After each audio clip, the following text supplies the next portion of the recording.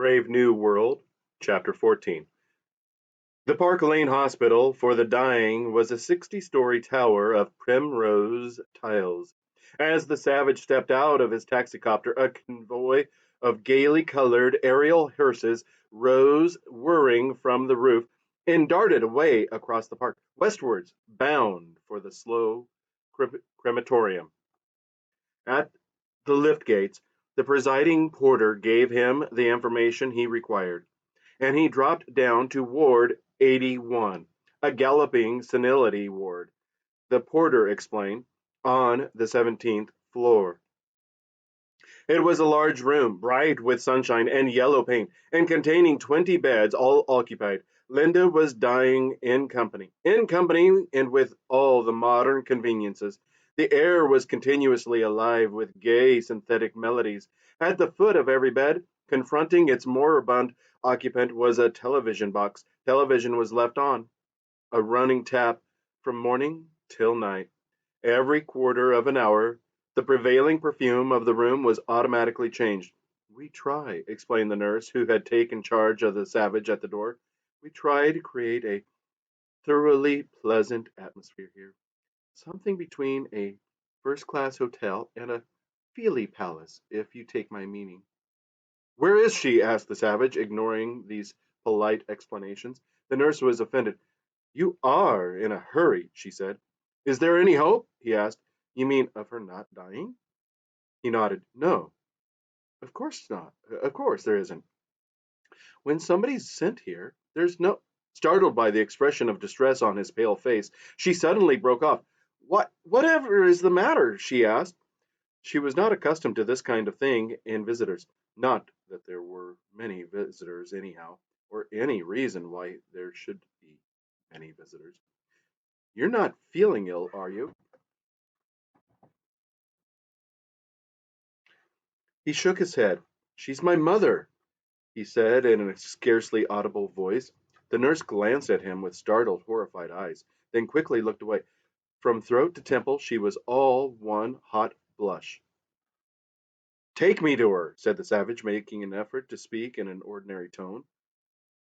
Still blushing, she led the way down the ward, faces still fresh and unwithered, for senility galloped so hard that it had no time to age the cheeks, only the heart and brain. Turned as they passed. Their progress, their, prog- their progress was followed by the blank, incurious eyes of second infancy. The savage shuddered as he looked. Linda was lying in the last of the long row of beds next to the wall, propped up on pillows. She was watching the semifinals of the South American Raymond Surface Tennis Championship, which were being played in silent and diminished reproduction on the screen of the television box at the foot of the bed. Hither and thither, across their square of illuminated glass, the little figures noiselessly darted, like fish in an aquarium, the silent but agitated inhabitants of another world. Linda looked on, vaguely and uncomprehendingly smiling. Her pale, bloated face wore an expression of imbecile happiness. Every now and then her eyelids closed, and for a few seconds she seemed to be dozing. Then with a little start she would wake up again. Wake up to the aquarium antics of the tennis champions. To the Supervox Wurlitzeriana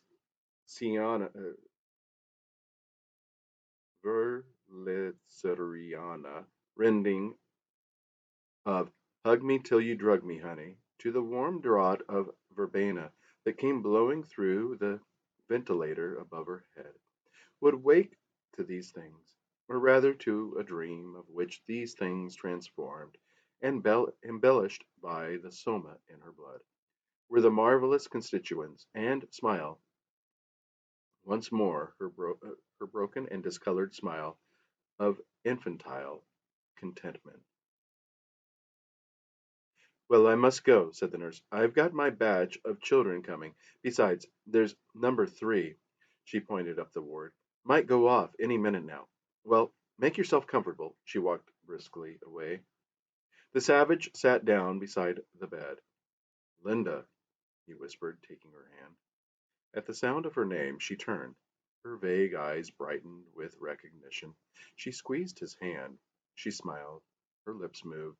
Then quite suddenly her head fell forward. She was asleep. He sat watching her, seeking through the tired flesh, seeking and finding that young bright face which had stooped over his childhood in Malpai, remembering, and he closed his eyes, her voice, her movements, all the events of their life together. Streptocock G to Banbury T. How beautiful her singing had been, and those childish rhymes, how magically strange and mysterious. A, B, C, vitamin D, the fats in the liver and the cods in the sea. He felt the hot tears welling up behind his eyelids as he recalled the words and Linda's voice as she repeated them, and then the reading lessons. The tot is in the pot, the cat is on the mat, and the elementary instructions for beta workers in the embryo store, and long evenings by the fire, or in summertime on the roof of the little house. When she told him those stories about the other place, outside the reservation, that beautiful, beautiful other place, whose memory as of a heaven, a paradise of goodness and loveliness, he still kept whole and intact, undefiled by contact with the reality of this real London, these actual civilized men and women. A sudden noise of shrill voices made him open his eyes, and after hastily brushing away the tears, look round. What seemed an interminable stream of identical 8-year-old male twins was pouring into the room. Twin after twin, twin after twin, they came, a nightmare. Their faces, their repeated face, for there was only one between the lot of them, huggishly stared, all nostrils and pale, goggling eyes. Their uniform was khaki, their mouths hung open. Squealing and chattering, they entered. In a moment, it seemed, the ward was maggoty with them. They swarmed between the beds, chambered over, crawled under, peeped into the television boxes, made faces at the patients. Linda, astonished and rather alarmed them. A group stood clustered at the foot of her bed, staring with frightened and stupid curiosity of animals suddenly confronted by the unknown. "Oh, look, look!" They spoke in low, scared voices. "Whatever is the matter with her? Why is she so fat?"